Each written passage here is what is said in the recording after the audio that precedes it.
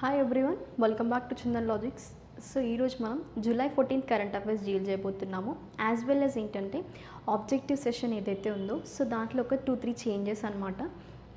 That is ఎందుకోసము అంటే like మనం discuss చేసే క్వశ్చన్స్లో ఏంటంటే అట్లీస్ట్ 1 or 2 క్వశ్చన్స్ ఏంటంటే న్యూ కాన్సెప్ట్స్ పైన క్వశ్చన్స్ ఇస్తున్నాను. ఎందుకంటే ఏవైనా మన టాపిక్స్ మన ప్రీవియస్ క్లాస్లో కవర్ చేయనప్పుడు అట్లీస్ట్ ఈ క్వశ్చన్స్ చేస్తున్నప్పుడైనా కవర్ అవుతాయన్న ఉద్దేశంతో అట్లీస్ట్ 1 or 2 క్వశ్చన్స్ ప్రీవియస్ క్లాస్లో కవర్ చేసినవి కాకుండా న్యూ టాపిక్స్ అనే వాటిపైన క్వశ్చన్స్ రైజ్ చేస్తున్నాను. So try to answer that questions. Okay, so as well as ఏంటంటే మనం ఇంకా అట్ ద యూ కెన్ ఏంటి ఈరోజు మనం ఒక వీడియో క్లిప్ కూడా కవర్ చేద్దాం, దాట్ టు చార్ధమ్స్ గురించి. సో నిన్న మనం ఒక పూరి జగన్నాథ్ టెంపుల్ గురించి చూసాం కదా. సో దానికి సంబంధించిన జస్ట్ ఒక చిన్న వీడియో క్లిప్ అనేది ఈ క్లాస్లో డిస్కస్ చేద్దాము. So you can watch that video also. So don't miss the class. Now if you move for the first concept related to objective type. So ఇప్పుడు ఆబ్జెక్టివ్ టైప్లో ఏంటంటే మనకి చెప్పాను కదా, half of the part you can cover like previous classes నుంచి, లేదు అంటే ఒక 1 or 2 క్వశ్చన్స్ ఏంటంటే మనం లైక్ ఏవైతే క్లాసెస్లో కవర్ చేయలేదో వాటి బేసిస్ పైన, అంటే అట్లీస్ట్ ఈ క్వశ్చన్స్ ద్వారా అయినా మీకు ఆ టాపిక్ పైన ఐడియా రావాలని, రైట్? సో ఫస్ట్ క్వశ్చన్ ఏంటి మనకు, అది based on the IIT Madras and which India team up to host the Samvidhan 2021. So ఇది ఒక హ్యాకథాన్ ప్రోగ్రామ్ కదా. సో ఈ హ్యాకథాన్ ప్రోగ్రామ్ని ఇండియా దేంతో టైఅప్ అయింది. ఓకే, సో ఈ సంవిధాన్ 2021ని కండక్ట్ చేయడం కోసం, రైట్? అదే కదా మన క్వశ్చన్లో ఉంది. సో మనకి ఏంటంటే options OnePlus, Dell, HCL, HPL or Sony. What is the answer? So yesterday we have discussed that is option E, Sony, right? Next coming to rail cargo movement. చెప్పాను కదా నేను రైల్ కార్గో మూమెంట్ గురించి కొన్నిసార్లు countries name ఇచ్చి వీటి మధ్యలో జరిగిన like you can say recent movement ఏంటి, సో దేన్ని బూస్టప్ చేయడం కోసము ఈ మూవ్మెంట్ అనేది వచ్చింది. ఇలా కూడా ఆబ్జెక్టివ్ బేస్డ్ క్వశ్చన్స్ అడుగుతారు. ఓకే, అంటే ఈ రైల్ కార్గో మూమెంట్ యొక్క ఆబ్జెక్టివ్ ఏంటి అనేది, లేదు అంటే ఇది ఏ కంట్రీస్ మధ్యలో జరిగింది అని. సో ఇప్పుడు మనకి రైజ్ అయిన క్వశ్చన్ ఏంటి, ఏ కంట్రీస్ మధ్యలో ఈ రైల్ కార్గో మూవ్మెంట్ అనేది జరిగింది, ఇండియా ఇంకా what is the other country. Okay, so మనం ఇప్పుడు చూసుకున్నట్టయితే ఏంటి ఇక్కడ, అందుకోసమే చెప్తున్నాను ఇండియా ఇంకా other like international relations with other countries ఉంటాయి కదా. సో అవి మీకు ఐడియా ఉంటే యూజువల్గా ఏంటి మీకు ఈ రైల్ కార్గో మూవ్మెంట్ కానీ ఆ కంట్రీస్కి మధ్యలో ఎలాంటి like you can say that మధ్యలో ఫ్రెండ్షిప్ కానీ రిలేషన్షిప్ కానీ ఎలా ఉన్నాయి, వేటి బేసిస్ పైన ఉన్నాయి. ఇప్పుడు ఇక్కడ ఏంటంటే ఇది రైల్వేస్కి సంబంధించింది, రైట్? సో ఇప్పుడు ఇండియాకి ఇంకా ద అదర్ కంట్రీ, ఆ కంట్రీ ఏంటి ఈ రైల్ కార్గో మూవ్మెంట్లో పార్టిసిపేట్ చేసిన country? Options sir Nepal, Bangladesh, Bhutan and Myanmar. So మీరు ఆన్సర్ని నాకు కమెంట్ సెక్షన్లో మెన్షన్ చేయండి. ఒకవేళ మీకు ఈ ఆన్సర్ తెలియకపోతే watch July 13th current affairs. Okay, మీకు అందులో ఆన్సర్తో పాటు బై ద వే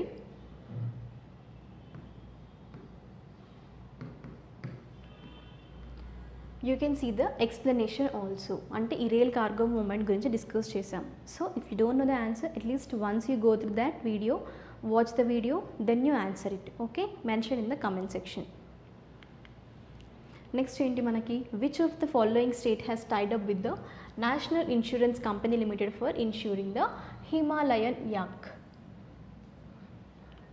చెప్పాను కదా ఈ కాన్సెప్ట్ మనం ప్రీవియస్ క్లాస్లో కవర్ చేయలేదు, కానీ వాటిపైన కూడా క్వశ్చన్స్ అనేది లైక్ న్యూ కాన్సెప్ట్స్ మీద చూస్తున్నాం, రైట్? సో ఇక్కడ ఏంటంటే ఈ హిమాలయన్ యాక్ ఏదైతే ఉందో దీని పర్పస్గా ఇండియా అనేది you can see that some of the state in India ties up with the national insurance company limited. Okay, so ఇక్కడ ఏ స్టేట్ మరి టైఅప్ అయింది హిమాలయన్ యాక్ గురించి? So you can see the options Sikkim, Arunachal Pradesh, Himachal Pradesh, West Bengal or Uttarakhand. Answer ఏంటి మనకి, that is option B, Arunachal Pradesh has tied up with the national insurance company limited for insuring the Himalayan axe ఏవైతే ఉన్నాయో వాటి గురించి అనమాట. ఓకే, ఇది మీకు న్యూ కాన్సెప్ట్. సో కొన్నిసార్లు ఏంటంటే Arunachal Pradesh has tied up with insurance company for ensuring what అని కూడా అడుగుతారు. అప్పుడు ఆన్సర్ ఏంటి మీకు, హిమాలయన్ యాక్. ఓకే, నెక్స్ట్ అంటే మీరు వైస్ వర్సాగా క్వశ్చన్ ఏ విధంగా అడిగినా ఆన్సర్ చేసే విధంగా ప్రిపరేషన్ అనేది చేయండి. Who among the following has named as ICC men player of the month for June? So ఇది కూడా మనకి స్పోర్ట్స్కి సంబంధించిన న్యూస్. మనం ఈ టాపిక్ని కవర్ చేయలేదు. సో చెప్తున్నాను కదా, either 1 or 2 questions will be related for the new concepts. Okay, so ఇక్కడ ICC man of the men player for the month of June. So మనకెవరు ఇక్కడ ఆప్షన్స్ ఏంటి? Rohit Sharma, Quinton de Kock, Kyle Jamieson, Virat Kohli or Devon Conway. So answer is option D, option E, Devon Conway. ఎవరు మనకి ICC player, that means that to regarding the men player. Okay, so as well as మీరు concept వచ్చింది కాబట్టి cover చేయండి ICC women player of the month కూడా. So ప్యారలల్గా 2 concepts అనేవి cover అవుతుంది. Okay, so once you refer who is the that means who won has ICC women player of the month for June. Okay, next, which state will organize the Khelo India Youth Games 2021 in the month of February 2022? So మనం Khelo India youth games గురించి కూడా చూసుకున్నాము. That is ఏంటంటే మెయిన్గా ఇది under 17, under 21 అన్నాం, right?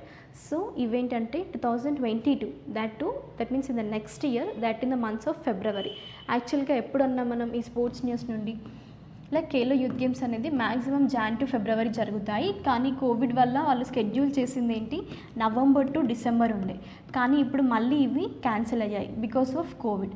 Again these are going to take place in the months of Jan and Feb next year అనమాట. యాక్చువల్గా ఇవి 2021లో షెడ్యూల్ చేశారు, కానీ క్యాన్సిల్ అయ్యి మళ్ళీ ఇప్పుడు ఫిబ్రవరి 2022లో జరగబోతున్నాయి ఖేలో ఇండియా యూత్ గేమ్స్ అనేవి.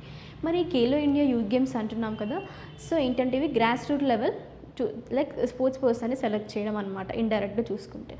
నెక్స్ట్ ఏంటంటే ఇప్పుడు ఏ స్టేట్ గవర్నమెంట్ మరి ఈ 2022లో జరగబోయే ఖేలో ఇండియా గేమ్స్ని ఆర్గనైజ్ చేయబోతుంది అంటే you can see the options: Haryana government or Gujarat, Uttar Pradesh or Goa. So what is that? Option A, Haryana government. Next coming to ICC women player of the month for June. ఇందాక చెప్పాను కదా కవర్ చేయండి అని. ఒకవేళ మీరు కవర్ చేయకపోయినా కూడా మళ్ళీ క్వశ్చన్ ఇక్కడే ఉంది, right? So this is ICC women player of the month: Sneh Rana, Shafali Verma, Ellyse Perry or Sophie Ecclestone or Beth మార్నీ. So option is D, Sophie Ecclestone as named as a ICC women player for the month of June. Okay, ఇది కూడా మీకు new concept చూసుకోండి. ఈరోజు 3 new concepts అనేవి మనకు cover. ఒకటి Himalayan yak గురించి, ICC player men player of the month for June, ICC women player month for the June. So ఇప్పుడేంటి మనకి జూలై 14th కరెంట్ అఫైర్స్కి డీల్ చేయబోతున్నాము. Related topics what for what, international affairs, state news కానీ, sports news, obituaries, as well as we'll going to cover important days. So first news ఏంటి మనకు, అది about the Nepal prime minister. So Nepal prime minister for 5th time, who is that person? Sher Bahadur Deuba. Okay, so ఇప్పుడు షేర్ బహదూర్ దేబా గారు like he is becoming the new prime minister for the country called Nepal. So Nepal యొక్క capital ఏంటి మనకి? Kathmandu. Cover the static part also. Okay, capital నేపాల్ది Kathmandu. Then ఇప్పుడు like ప్రజెంట్గా ఉన్న prime minister ఎవరు అంటే తను రీసెంట్గా ప్రైమ్ మినిస్టర్కి అపాయింట్ అవుతుంది, కానీ కరెంట్లీగా అంటే ఇన్కంబెంట్ ప్రైమ్ మినిస్టర్ ఎవరు మనకి? That is KP Sharma Oli. So KP Sharma Oli గారు ఇన్కంబెంట్ ప్రైమ్ మినిస్టర్. ఇన్కంబెంట్ అంటే మీనింగ్ ఏంటంటే ప్రజెంట్గా ఆఫీస్ని ఎవరైతే హోల్డ్ చేస్తున్నారు, that means currently who is holding the office అనేది ఇన్కంబెంట్ అంటాం. సో ప్రజెంట్గా హోల్డ్ చేస్తున్న పర్సన్ మనకి కేపీ శర్మ ఓలీ గారు. సో ఇప్పుడు తనని రీప్లేస్ చేయబోయే పర్సన్ మనకి షేర్ బహదూర్ దేబా. ఇప్పుడు ఏంటంటే యాక్చువల్గా ఏమన్నారు ఇక్కడ, Nepali Congress president Sher Bahadur Deuba on 13th July became the country's prime minister for the 5th time అన్నారు. That means you can see ఈ అపాయింట్మెంట్ ఏంటంటే in line with the ruling issued by the supreme court. ఈ పాయింట్ పైన ఫోకస్ చేయండి. ఇది ఎవరు issue చేశారు? Supreme court issue. Process కూడా ఇప్పుడు నేను ఎక్స్ప్లెయిన్ చేస్తాను. That to make way for his claim for the premiership. So ఏంటంటే ఇక్కడ యాక్చువల్గా న్యూ ప్రైమ్ మినిస్టర్ అన్నామా, యాక్చువల్గా ఇన్కంబెంట్ ప్రైమ్ మినిస్టర్ ఎవరైతే ఉన్నారో తనకి ఏంటంటే మెజారిటీ అనేది చాలా తక్కువగా ఉంది. సో అలా మెజారిటీ తక్కువ ఉన్నప్పుడు ప్రెసిడెంట్కి వెళ్ళి తను ఏం చెప్తున్నాడు, మీరు ఇలా పార్లమెంట్ని డిజాల్వ్ చేయండి అని.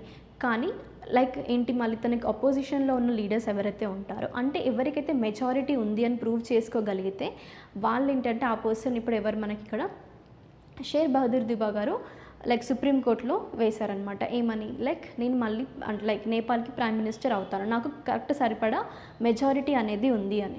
సో అప్పుడు సుప్రీంకోర్టు ఏం చేసింది, ఇప్పుడు అప్రూవల్ అనేది లైక్ యాక్సెప్ట్ చేసి ప్రెసిడెంట్కి చెప్పింది అనమాట. Like you can appoint him as a prime minister, that he saying that he is having the strength, that means majority of the strength to take the office as a prime minister అని. ఓకే, సో మనకిది supreme court ఇచ్చిన like this has issued the what we can say for the president about the appointment of prime minister. So ఇప్పుడు మనకి prime minister న్యూగా నేపాల్కి prime minister appoint అయ్యారు. ఆ పర్సన్ కూడా ఇదేంటంటే నేపాల్కి ప్రైమ్ మినిస్టర్గా ఉండడం 5th టైం అనమాట. ఓకే, సో ఒకసారి తన టర్మ్స్ అంటే 5th టర్మ్ అన్నాం కదా, సో ప్రీవియస్ 4 ఇయర్స్ కూడా అంటే 4 టర్మ్స్ ఏవైతే ఉన్నాయో ఒకసారి జస్ట్ రిఫర్ చేయండి. అంటే ఏ ఇయర్ నుండి తను ఇలా ప్రైమ్ మినిస్టర్ స్టేజ్కి అంటే ఆ ప్లేస్ని హోల్డ్ చేస్తున్నారు, అంటే 5th టైం అన్నారు, like from which year to which year అనేది ఒకసారి టర్మ్ చూసుకోండి. It will be useful for you. అర్థమైంది కదా ఇప్పుడు? Okay, so this is a concept అనమాట. సో ఇక్కడ మనకి ఇష్యూ చేసింది ఏంటి, అపాయింట్మెంట్ ఎవరు, supreme court of Nepal, right. Next ఏంటి మనకి, India launches BHIM UPI services in Bhutan. So మనకి భూటాన్ క్యాపిటల్ ఏంటి, Thimphu. So capital of Bhutan, right. So next ఏంటంటే యాక్చువల్గా ఇండియా అనేది BHIM UPI సర్వీసెస్ అనేది భూటాన్లో లాంచ్ చేసింది. అండ్ ఇదేంటంటే like we can say that cashless payment కదా ఈ యూపీఐ సిస్టమ్తో జరిగేది మనకి, Bharat interface of money, right. So that to unified payment interface ద్వారా జరిగే, అంటే ఇది ఒక ప్లాట్ఫామ్. మీకు యూపీఐకి BHIMకి డిఫరెన్సెస్ ఎలా తెలియాలి అంటే, యూపీఐ అనేది ఒక ప్లాట్ఫామ్ ప్రొవైడ్ చేసింది, కానీ BHIM అనేది ఒక లైక్ ఇన్స్టెంట్ పేమెంట్ యాప్ అనమాట మనకి. That to developed by the NPCA, national payment corporation of India. In the year 2016 BHIM అనేది మనకి లాంచ్ అయింది. ఓకే, సో ఇప్పుడు ఈ BHIM UPI సర్వీసెస్ అనేది భూటాన్లో ఎస్టాబ్లిష్ చేయాలి. ఎందుకోసము అంటే like you can see the neighbourhood first policy ఏదైతే ఉంటుందో, సో దానికి ఒక స్టెప్ టువర్డ్స్ అనమాట. నైబర్హుడ్ ఫస్ట్ పాలసీ అనేది ఏంటి, సో ఫస్ట్ నేషన్ యొక్క డెస్టినీ అనేది ఎలా మనకు తెలుస్తుంది, మనకున్న చుట్టూ ఉన్న నైబర్స్తో మనం అది రీచ్ అవ్వగలుగుతాం. అంటే ఇప్పుడు ఫస్ట్ ఏంటంటే ఇంటర్లింక్ అవుతుంది ఏంటి, లైక్ వేరే కంట్రీస్తో, అంటే నైబర్హుడ్ ద్వారా. సో అదే మనకి నైబర్హుడ్ ఫస్ట్ పాలసీ అనమాట. సో ఇప్పుడు చూసుకున్నట్టయితే ఏంటంటే దాట్ టు ఇండియా ఇంకా భూటాన్ మధ్యలో ఈ సర్వీసెస్ జరుగుతుంది. అంటే ఇప్పుడు ఇండియా నుంచి వెళ్ళిన పర్సన్స్ ఎవరైతే ఉంటారో అక్కడ వాళ్ళకి ఇలా పేమెంట్ చేయడానికి ఛాన్సెస్ ఈజీగా ఉంటాయి అన్నమాట ఈ భారత్ ఇంటర్ఫేస్ ఆఫ్ మనీ ద్వారా. ఓకే, సో ఇదన్నమాట. ఇప్పుడు ఏంటి మనకి ఇంకా ఎవరిది లాంచ్ చేశారు అంటే ఫినాన్స్ మినిస్టర్, స్టాటిక్ పార్ట్ చూసుకోండి. Finance minister Nirmala Sitharaman has launched this BHIM UPI QR based payments in the Bhutan. And అంటే ఇది లాంచ్ చేయడం ద్వారా ఏమవుతుందంటే this will further strengthen the cooperation between 2 neighbouring nations. Okay, so ఈ సర్వీసెస్ మనకి ఈ నైబర్హుడ్ ఫస్ట్ పాలసీ ప్రకారము లాంచ్ అయ్యాయి అనమాట, ఈ BHIM UPI సర్వీసెస్. అండ్ తన ఏంటంటే this is one of the brightest in digital transactions, అంటే క్యాష్లెస్ పేమెంట్స్ అనేవి in India during this pandemic, right. So this is all about, you can see that BHIM UPI services in Bhutan, that too regarding the neighborhood first policy. Next ఏంటి మనకి Nepal and as well as India. So ఈరోజు మనం 2-3 topics related to India ఇంకా నేపాల్ చూస్తున్నాం కదా. So చూసినప్పుడు ఏంటంటే మీరు ఈరోజు కవర్ చేయాల్సిన topic international relations between India as well as Nepal. Okay, so this will be useful for you. ఎందుకంటే ఇలా వన్ డే మనం ఒక మేజర్ కంట్రీ గురించి డిస్కస్ చేస్తున్నాము అంటే మీకు ఇండియాతో ఇప్పుడు సపోజ్ నైబర్హుడ్ ఫస్ట్ పాలసీ అన్నాం అంటే ఇప్పుడు ఈ టైస్ తెలుసుకోవాలి మీరు, ఇంటర్లింక్ అనమాట. ఇండియాకి ఇంకా ఈ నేపాల్కి ఎలా జరుగుతున్నాయి రిలేషన్స్ అనేది. అప్పుడు మీకు ఏ మ్యాటర్ లైక్ మన టాపిక్ డిస్కస్ చేసినా ఒక వ్యూ అనేది మీకు ఐడియా ఉంటుంది, right. So next coming to the point, ఇప్పుడు ఇండియాకి ఇంకా నేపాల్కి మధ్యలో లైక్ లింక్ ఇంకేంటంటే that is $1.3 billion United States of mega deal with to develop what hydro power project. ఆ హైడ్రో పవర్ ప్రాజెక్ట్ ఏంటి మనకి lower Arun hydro power project అనమాట. Okay, so కొన్నిసార్లు క్వశ్చన్స్ ఎలా అడుగుతుంటారు, ఇండియా అనేది నేపాల్తో ఏ హైడ్రో పవర్ ప్రాజెక్ట్కి డీల్ చేసుకుంది అండ్ దాని అమౌంట్ ఎంత అనేది, అంటే న్యూమరికల్ టర్మ్స్ కూడా ఫోకస్ చేయండి ఇక్కడ. That is United state dollars of 1.3 billions mega deal with అనమాట. సో ఇప్పుడు హైడ్రో పవర్ ప్రాజెక్ట్ అన్నాం కదా, దాట్ టూ చూసుకున్నట్టయితే ఎక్కడ మనకిది, సో దాని యొక్క పవర్ ఎంత అంటే it is going to generate 679 megawatts of lower hydro power project that is located between Sankun Sabha and Bhojpur districts in the eastern Nepal, as well as ఈ deal ప్రకారం ఏంటంటే India state owned Sutlej Jal విద్యుత్ నిగమ్, ఏంటది సట్లెజ్ జల్ విద్యుత్ Nigam, focus the part here, that will develop the 679 megawatts of hydropower project in the neighboring Himalayan nation, okay, అంటే నేపాల్లో. So ఇంకేంటంటే ప్రీవియస్గా ఇండియాకి ఇంకా నేపాల్కి మధ్యలో జరిగిన ప్రాజెక్ట్స్ ఏంటి, మీరు ఈ ఇంటర్నేషనల్ రిలేషన్స్ కవర్ చేస్తే అంటే టాపిక్స్ మీరు రివైజ్ చేస్తే మీకు ఇంకా ఈజీగా అర్థమవుతుంది అనమాట. దేని గురించి ఇలా అంటే ప్రీవియస్గా ఏ ప్రాజెక్ట్స్ చేశాయి, ఎలాంటి ఏరియాస్లో నైబర్హుడ్ అనేది తెలుస్తుంది, ఓకేనా. సో ఇక్కడ మనకి బేస్ చేసుకుంది ఏంటి, మనకి హైడ్రో పవర్ ప్రాజెక్ట్.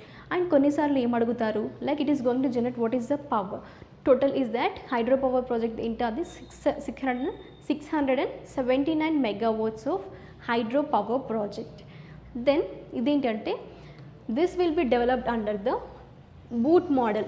సో ఈ బూట్ మోడల్ అనేది ఫస్ట్ మీరు, నాకు తెలిసి ఇది మీకు ఫస్ట్ టైమా లేదా మీకు ఆల్రెడీ ఐడియా ఉందో తెలీదు, బట్ ఒకవేళ మీరు ఫస్ట్ టైం అయితే ఏంటంటే ఈ బూట్ మోడల్ అనేది చూసుకోవచ్చు ఇక్కడ, BOOT, build own operate and transfer.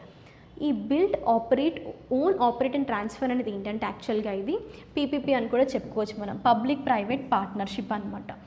So ఇక్కడ ఏంటంటే గవర్నమెంట్స్కి like you can say projects ఏవైనా ఉంటే ప్రైవేట్ కంపెనీస్ తీసుకుంటాయి అన్నమాట. సో తీసుకొని తర్వాత అవి గవర్నమెంట్కి హ్యాండ్ ఓవర్ చేస్తాయి. సో ఇక్కడ మనం ఈ బూట్ మోడల్ ఏంటంటే ఫస్ట్ ఇలా ప్రాజెక్ట్ని వాళ్ళు బిల్డప్ చేసిన తర్వాత వాళ్ళు ఓన్ చేసుకుంటారు. ఓన్ చేసిన తర్వాత వాళ్ళు ఆపరేట్ చేస్తారు, అంటే లైక్ మెయింటైన్ చేయడం. మెయిన్గా ఏంటంటే ఈ రోడ్స్ కానీ హైవేస్ కానీ ఉంటాయి కదా, సో అలాంటి ప్రాజెక్ట్స్ వాళ్ళు తీసుకున్నప్పుడు ఆ మెయింటెనెన్స్ అనేది వాళ్ళు చూసుకుంటారు అనమాట, ఆపరేట్ చేయడం. తర్వాత ఏం చేస్తారు, ట్రాన్స్ఫర్ చేస్తారు. మరి ఎవరికి ట్రాన్స్ఫర్ చేస్తారు, ఇప్పుడు ఇది ఎవరి చేతిలో ఉంది, ఫస్ట్ ప్రైవేట్ కంపెనీ వాళ్ళ చేతిలో ఉంది. తర్వాత ఎవరి దగ్గరికి వెళ్తుంది, అది వీళ్ళు ట్రాన్స్ఫర్ చేసేది గవర్నమెంట్కి అనమాట. సో ఇక గవర్నమెంట్కి వాళ్ళు హ్యాండ్ ఓవర్ చేస్తారు. కానీ ఎప్పుడు ట్రాన్స్ఫర్ చేస్తారు, ఏ కండిషన్లో అంటే వాళ్ళు ఎప్పుడైతే ఆపరేట్ చేస్తున్నారో ఇక్కడ, అంటే ఆపరేట్ చేసినప్పుడు వాళ్ళు టోటల్ చేసిన అంటే ఆ ప్రాజెక్ట్కి చేసిన investment plus you can say that అంటే వాళ్ళు చేసిన capital plus what we can say interest కూడా వాళ్ళు కలిపి మొత్తం గవర్నమెంట్ నుంచి కలెక్ట్ చేసిన తర్వాతనే, ఇప్పుడు టోల్ గేట్స్ ఉంటాయి కదా, సో అక్కడ ఈ టోల్ ప్లాజెస్ దగ్గర వాళ్ళు తీసుకున్న తర్వాతనే గవర్నమెంట్కి వాళ్ళు హ్యాండ్ ఓవర్ చేస్తారు, అంటే ట్రాన్స్ఫర్ చేస్తారు. Okay, so this is boot model. Idea ఉందా ఇప్పుడు? బిల్డ్, తర్వాత ఓన్ చేసుకుంటారు, తర్వాత ఆపరేట్ చేసి ఫైనల్గా వాళ్ళు గవర్నమెంట్కి ట్రాన్స్ఫర్ చేస్తారు. ఇప్పుడు ఇక్కడ హైడ్రో పవర్ ప్రాజెక్ట్ కూడా అంతే, పబ్లిక్ ప్రైవేట్ పార్ట్నర్షిప్గా ఈ హైడ్రో పవర్ ప్రాజెక్ట్ని వాళ్ళు బిల్డ్ చేయబోతున్నారు, right. Next regarding state news మనకి ఏంటది, Maharashtra unveils new electric vehicle policy, EV policy అన్నారు, electric vehicle policy of Maharashtra. So ఏంటిది 2021. సో ఇక్కడ అన్వీల్స్ అంటున్నాం. అన్వీల్డ్ అంటే ఏంటి, ఏదైనా ఒక కాన్సెప్ట్ని కానీ like you can say some word అది పబ్లిక్గా అనౌన్స్ చేస్తున్నారు ఫస్ట్ టైం అంటే దాన్నే మనం అన్వీలింగ్ అంటాం. సో ఇక్కడ ఇంకా ఎలక్ట్రిక్ వెహికల్ పాలసీ గురించి మహారాష్ట్ర అనేది అన్వీల్ చేసింది. అండ్ లైక్ ఏదైనా ఈవెంట్స్ కానీ ఏవైనా ఇలా జరిగినప్పుడు ఇంకా పబ్లిక్గా దాన్ని అనౌన్స్మెంట్ డిక్లరేషన్ అనేది ఇస్తారనమాట. సో ఇప్పుడు ఏంటంటే ఎందుకోసం ఇది రివీల్ చేసింది ఇన్ ప్లాన్స్ అంటే to attract the EV manufacturing companies and allied business in the state of by offering incentives to industries and the consumers. So ఈ EV అంటే ఎలక్ట్రిక్ వెహికల్ మ్యానుఫ్యాక్చరర్స్ ఎవరైతే ఉంటారో సో వాళ్ళకి సెల్ చేసిన వాటిపైన incentives ఇవ్వడం, అంటే వాళ్ళని అట్రాక్ట్ చేసుకోవడం అనమాట, ఇలా EV వెహికల్స్ని డెవలప్ చేయమని. ఎందుకు ఎలక్ట్రిక్ వెహికల్స్ సైడ్ వెళ్తున్నాము, ఎందుకంటే because we are having major of the benefits, right. So అంటే ఇది పొల్యూషన్ ఫ్రీ కానీ like you can say fuel కానీ ఇవన్నీ యూజ్ చేయకుండా కాస్ట్ కూడా రెడ్యూస్ అవుతుంది. సో ఇలా వేరియస్ బెనిఫిట్స్ని చూసుకొని ఎలక్ట్రిక్ వెహికల్స్ సైడ్ షిఫ్ట్ అవుతున్నారు. యాజ్ వెల్ యాజ్ ఇప్పుడు ఉన్న ఏంటంటే లైక్ గ్లోబల్ వార్మింగ్ కానీ క్లైమేట్ చేంజ్ వీటి ద్వారా వస్తున్న ఎఫెక్ట్స్ వల్ల ఇలా ఎలక్ట్రిక్ వెహికల్స్కి షిఫ్ట్ అవ్వాల్సి వస్తుంది. అండ్ మేజర్ పాయింట్ ఏంటంటే ఇక్కడ యాక్చువల్గా మనం చూసుకున్నట్టయితే ఒకటి BS4 నుండి ఇండియా అనేది BS6కి షిఫ్ట్ అయింది ఇప్పుడు. అంటే ఈ మ్యానుఫ్యాక్చరింగ్ కంపెనీస్ ఏవైతే ఉన్నాయో అవి లైక్ 2 వీలర్స్ కానీ 4 వీలర్స్ కానీ వాళ్ళు మ్యానుఫ్యాక్చర్ చేయాల్సిన స్టాండర్డ్స్ ఏంటంటే BS6 ప్రకారమే చేయాలి. ఏంటి BS6 అనేది? మనకి BS అనేది ఏంటంటే భారత్ స్టేజ్ అనమాట. ఈ 4, 2, 3 ఇవి ఫస్ట్ ఏంటంటే ఇండియా 2000 అనేది స్టార్ట్ అయిందనమాట. దాట్ టు BSES అంటే భారత్ స్టేజ్ ఎమిషన్ స్టాండర్డ్స్ అనమాట. అంటే ఈ లెవెల్ ఆఫ్ పొల్యూటెన్స్ వెహికల్ నుంచి మనకి ఏవైతే ఎమిషన్ అనేది జరుగుతుందో సో ఆ లెవెల్ ఆఫ్ పొల్యూటెన్స్ అనేది ఒక స్టాండర్డ్స్ అంటే కొన్ని నార్మ్స్ అనమాట. సో ఇక్కడ BS6 అనేది 6th norm of emission of like the level of pollutants from the vehicles. Okay, so ఇప్పుడు ఇండియా మెయింటైన్ చేస్తుంది ఏంటి? మనకి BS6 వెహికల్ సైడ్ అది మూవ్ అయింది. Okay, so the step towards the BS6 vehicles. Bharat stage BS అంటే మనకి 6th norm, right? So because of the emission. So ఇది మనకనమాట. Next తెలుసుకున్నట్టయితే ఏంటి? మనకి ఎలక్ట్రిక్ వెహికల్స్. ఓకే, సో ఇక్కడ ఈ ఎలక్ట్రిక్ వెహికల్స్ పాలసీ అనేది యాక్చువల్గా 2010లో ఇండియా అనేది స్టార్ట్ చేసినప్పుడు ఏంటంటే that is award for same ఇలానే ఇన్సెంటివ్స్ అనేది ఈ మ్యానుఫ్యాక్చరర్స్కి ప్రొవైడ్ చేయడం స్టార్ట్ చేస్తుంది. ఇప్పుడు ఏంటంటే స్టేట్ గవర్నమెంట్స్ మళ్ళీ వాటిని అంటే లైక్ రివైజ్గా లాంచ్ చేస్తున్నాయి అనమాట. సో ఇప్పుడు మనకి న్యూస్లో ఉంది మహారాష్ట్ర గవర్నమెంట్ అనేది ఈ ఈవీ పాలసీని అన్వీల్ చేసింది అని. అండ్ ఎప్పుడు మనకి ఈవీ పాలసీ అనేది this is unveiled by the state environment minister Aaditya Thackeray. So cover the static part which was the approved by cabinet on July 4th. యాక్చువల్గా July 4th రోజు క్యాబినెట్ అప్రూవ్ చేసింది, కానీ ఇప్పుడు రీసెంట్గా మనకి న్యూస్లో ఇప్పుడు July 13th కానీ 14th అప్పుడు కానీ ఏంటంటే మనకి ఈ పాలసీ అనేది ఇంకా అన్వీల్ అయిందనమాట. అంటే అప్రూవ్ చేసింది కదా క్యాబినెట్, తర్వాత ఇంకా వాళ్ళు అన్వీల్ చేశారు, అంటే పబ్లిక్గా అనౌన్స్ చేశారు. సో యాక్చువల్గా ఇప్పుడు ఈ మహారాష్ట్ర ఎలక్ట్రిక్ వెహికల్ పాలసీ యొక్క ఆబ్జెక్టివ్ ఏంటంటే మనకి promoting the adoption of electric vehicles, its production and strengthening the necessary infrastructure. So ఇదే ఈవీ పాలసీ ఆఫ్ మహారాష్ట్ర యొక్క ఆబ్జెక్టివ్. అండ్ ఇక్కడ మనకి 3 types ఆఫ్ ఎలక్ట్రిక్ వెహికల్స్ ఉన్నాయన్నమాట. అంటే vehicles which use 1 or more electric motors along with the internal combustion engine to propel the vehicle. So మనకి first type చూసుకున్నట్టయితే ఏంటి? BEV, that is battery electric vehicles అంటాం. లేదు అంటే సెకండ్ది హైబ్రిడ్ ఎలక్ట్రిక్ వెహికల్స్ కూడా ఉంటాయి. Or else you can see that plug in hybrid electric vehicles PHEVs. So ఇలా ఎలక్ట్రిక్ వెహికల్స్లో కూడా మళ్ళీ డిఫరెంట్ అంటే 3 types ఆఫ్ ఎలక్ట్రిక్ వెహికల్స్ అనేవి మనకు ఉన్నాయి. Okay, this is the overview. If you still want to take some notes or something else you can pause the video and you can see this slide. Next, coming to what is that? Amit Shah inaugurates Center of Excellence at the National Forensic Science University. So centre of excellence అంటే ఏంటి? మనకి ఎక్కడైతే high standards maintain చేస్తారో వాటినే మనం centre of excellence అంటాం. Okay, so ఇక్కడ national forensic science university అన్నాం. ఈ ఫారెన్సిక్ సైన్స్ యూనివర్సిటీ అనేది is a one method of technology you can say that which is mainly like integrated with the investigation in some civil and you can say that criminal case laws అనమాట. So దాన్నే మనం forensic science అంటున్నాం. So ఇక్కడ ఏంటంటే ఈ centre ఏదైతే ఉందో అది మనకి ఎక్కడ లాంచ్ చేశారు? ఇనాగరేట్స్ ఇన్ గాంధీనగర్, గుజరాత్ అనమాట. Then coming to the part like ఈ రీసెర్చ్ బేస్డ్ సెంటర్ ఏదైతే ఉందో అది ఎవరికి హెల్ప్ అవుతుంది అంటే this will help for the youth. దేనికోసం? That to become free from the addiction of drugs అనమాట, as well as narcotics. So యూత్కి అంటే యూత్ మేజర్గా ఈ నార్కోటిక్స్ కానీ డ్రగ్స్ వల్ల ఎలా ఎఫెక్ట్ అవుతున్నారు, సో వాటి నుంచి ఓవర్కమ్ అవ్వడం ఎలా అనేది ఈ రీసెర్చ్ బేస్డ్ సెంటర్ అనేది మనకి హెల్ప్ అవుతుంది. యాజ్ వెల్ యాజ్ ఏంటంటే this will analysis of the drugs and narcotics seized by different parts of the country and its roots. So mainly దేనిపైన ఫోకస్ చేస్తుంది మనకి about the drugs as well as the narcotics and which will help the youth. So ఇక్కడ static part చూసుకున్నట్టయితే మీరు ఏంటి, ఇవి గుజరాత్ యొక్క state symbols అనమాట. Gujarat capital is Gandhinagar. Animal ఏంటి మనకి ఇక్కడ Asiatic lion and bird is greater flamingo. Marigold is a flower and tree is banyan tree. So these are the state symbols of Gujarat. Okay, ఇది మనకి ఈరోజు కవర్ అయిన static part that regarding the state of Gujarat. Next మనం sports news చూసుకున్నట్టయితే ఏంటి మనకి దీపక్ కాబ్రా గారు first India gymnastic judge అయ్యారనమాట ఇక్కడ మనకి ఒలింపిక్స్లో.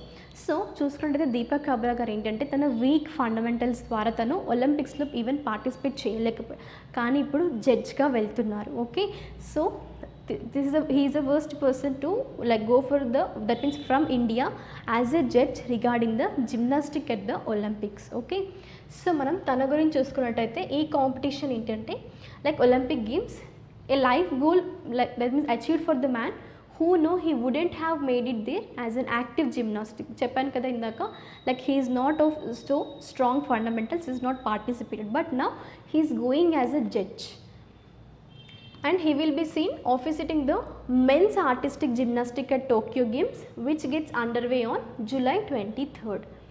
సో ఇప్పుడు మెన్స్ ఆర్టిస్టిక్ జిమ్నాస్టిక్కి జడ్జ్గా అంటే టోక్యో ఒలింపిక్స్ గేమ్స్కి తను జడ్జ్గా వెళ్తున్నారు.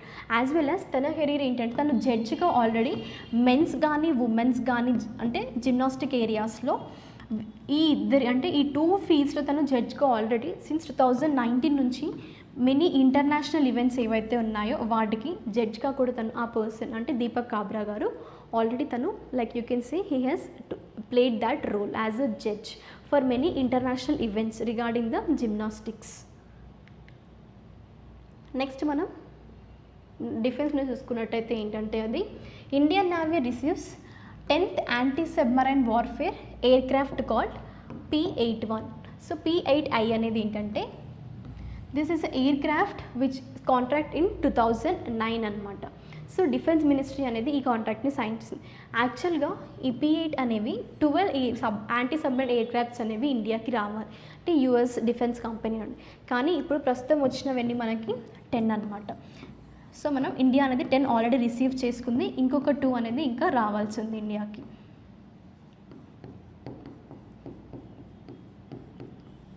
Okay, still not received, only 10 were received. ఇప్పుడు 10th మనకి ఈ 10th anti submarine war aircraft P-8I.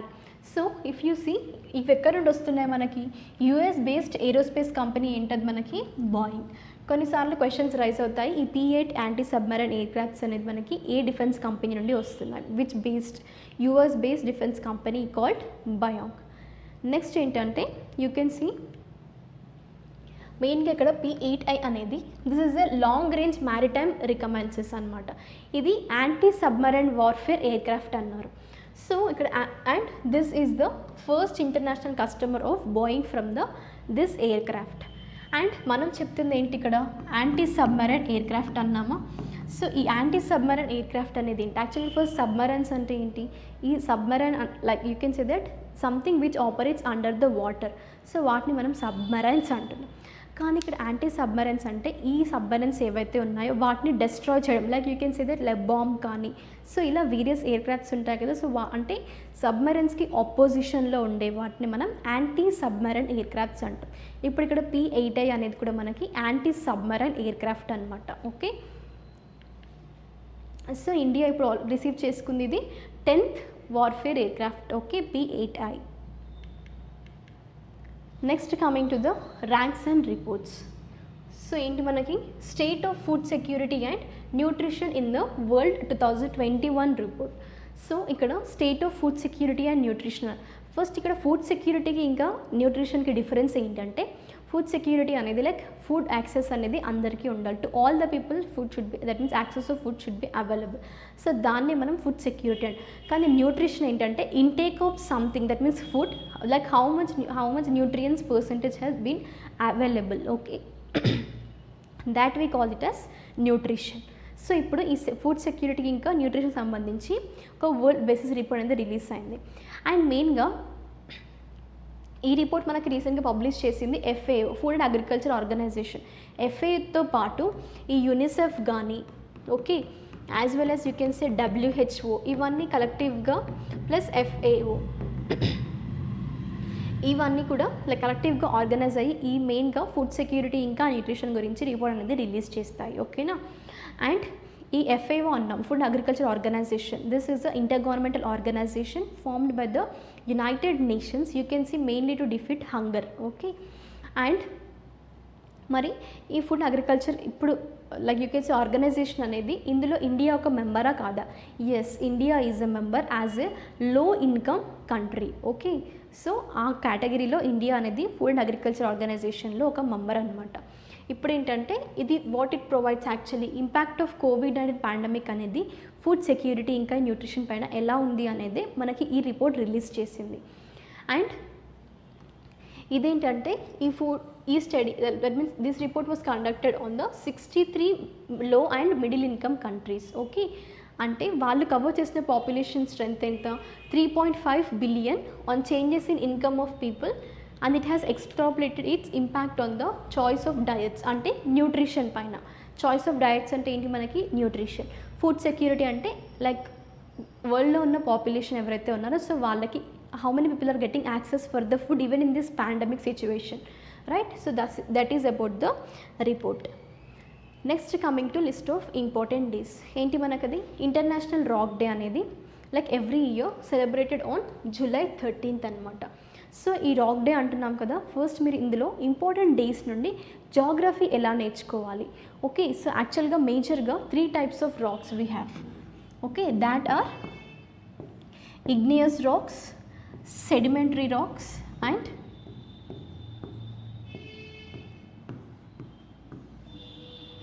you have to say me the, like once you think I'll give you few minutes. The third one if you know, or else third one is what? Metamorphic rocks. So these are the 3 types of rocks anamata: igneous, sedimentary and metamorphic. Mari how the stones are formed, that means these rocks are formed. With formation ఏంటంటే igneous rocks అనేది మనకి you can see that under the, like you can say under the earth anamata. Okay, these are formed. Then coming to the sedimentary rocks, so these are formed by like you can say dead plants and animals or skeletons, that we call it as sedimentary. Then coming to the metamorphic rocks, these rocks were formed like you can say from the other rocks which were going of the high pressure. Okay, that we call it as metamorphic rocks. So ఇది ఈ 3 types of rocks and వాటి formation. And మనకి ఈ day ఎందుకు celebrate చేస్తున్నారు అంటే you can see that the day celebrates rock, that means stone and not rock and roll music. That too, this is large mass, one or more hard minerals formed naturally and fragmented from the large rocks. And main ga you can say that this is celebrated, that means uses to the humankind ఈ rocks వల్ల, as well as people ని encourage చేయడం. అంటే దేని గురించి? To learn the science behind the various rocks and their sustainability. ఇప్పుడు చూసాం కదా మనకి ఈ డిఫరెంట్ టైప్స్ ఆఫ్ రాక్స్ ఎలా ఫామ్ అవుతున్నాయని. సో వాటి గురించి తెలియజేయడం కోసం, అంటే లైక్ పీపుల్ని ఎంకరేజ్ చేయడం కోసం, యాజ్ వెల్ as ఈ రాక్స్ వెనకాల ఉన్న సైన్స్ని కూడా స్టడీ చేయడం కోసం మనకి ఈ ఇంటర్నేషనల్ రాక్ డే అనేది July 13th రోజు సెలబ్రేట్ చేస్తారు. Okay, next coming to obituaries. ఏంటి మనకది? 1983 world cup winning former India cricketer Yashpal Sharma గారు రీసెంట్గా పాస్ అవే అయ్యారు. సో యశ్పాల్ శర్మ గారు చూసినట్లయితే 1983 వరల్డ్ కప్ అన్నాం కదా. సో దాని ప్రకారం ఏంటంటే who was a member of Indian team that 1983లో ఇండియాకి క్రికెట్ వరల్డ్ కప్ అనేది వచ్చింది. సో అప్పుడు వచ్చిన దాంట్లో తను ఒక మెంబర్ అనమాట. So recently that person has passed away. మీరు ఇక్కడ ఫోటోగ్రఫీ కూడా చూడొచ్చు. అండ్ ఏంటంటే తన గురించి చూసుకున్నట్లయితే he represented India in 37 test and 42 ODIs and he is middle order batsmen అనమాట. Okay, and who has like played during 1970s and 80s అన్నారు. అంటే 1983లోనే మనకి క్రికెట్ వరల్డ్ కప్ వచ్చింది. సో అది వచ్చినప్పుడు కూడా తను ఒక అందులో మెంబర్ అనమాట. సో తనే యశ్పాల్ శర్మ గారు రీసెంట్గా పాస్ అవే అయ్యారు. సో మనం ప్రీవియస్ క్లాస్లో ఏంటంటే ఈ చార్ధమ్ గురించి చూసాం కదా.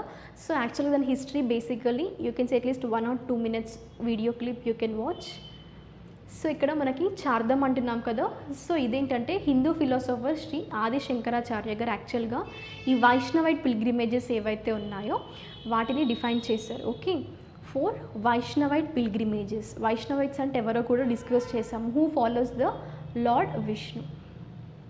These are you can see that scriptures ఏవైతే ఉన్నాయో యమునోత్రి, గంగోత్రి, కేదార్నాథ్ అండ్ బద్రీనాథ్ అనమాట. సో మేజర్గా ఏన్షియన్ పిల్గ్రిమేజ్ సైట్స్ అనమాట.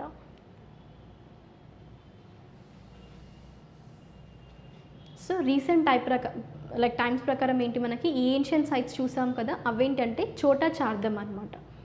దాట్ యూ కెన్ సీ రీసెంట్గా ఇప్పుడున్న సర్క్యూట్ బద్రీనాథ్, రామేశ్వరం, పూరి అండ్ ద్వారకా, ఇవి చార్ధమ్స్ 4.